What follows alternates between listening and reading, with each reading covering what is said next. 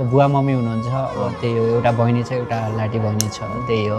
मैले पढ्न नपाए पनि तर मेरो बहिनीलाई पढाएर चाहिँ अगाडि बढाउन मन छ हैन अब लास्टले दुःख पनि गरेको अब सुरुमा चाहिँ कति भन्दा पनि तपाईको लगभग 10 वर्षमा म इन्डिया गएको हो कि सिमलामा भारी बोकेर हैन एकदम दुःख गरेको मान्छे हो हैन धेरै कष्ट गरेको मान्छे हो कि मैले चाहिँ हैन खानेको लागि त्यो थिएन बास थिएन माथिबाट तप तप तप तप छुन्थ्यो कि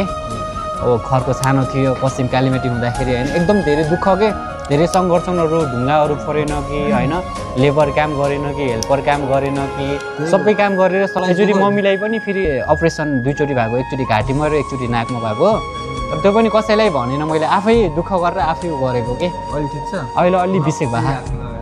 हैन एकदम धेरै धेरै दुःख गरेर धेरै सङ्घर्षण गरे हैन कसैले पनि हेरेन गाउँघरको मान्छेले पनि अब पागल भन्दै टिटो लाइफ चलाउँदै एकदम सानैदेखि के 6-7 क्लास मात्रै पढेको मैले चाहिँ स्कुलमा हैन त्यसपछि अब पढ्नेको लागि पैसाहरू थिएन अनि यताउति पनि त्यस्तै घरमा समस्याहरू पनि भयो 10-11 वर्ष इन्डिया गए इन्डिया सिमला भन्ने ठाउँमा गए अब वहाँ कामसाम गरेँ 5-6 महिनाको त्यहाँ गोबर फाल्ने गाई धुन पठाउने घाँस काट्न लगाउने हैन त्यो जिम्दाले त्यो खेतलाई के भन्छन् कोदालोले खन्न लगाउने यताउति हजुर एकदम खुसी हुनुपर्छ कि अनि एकदम खुसी हुनु पर्यो हो कि हैन दुःख कहिले पनि हुनु भएन कि सधैँ भित्र मनको पीडा कसरी लेख्छ र बाहिर त म खुसी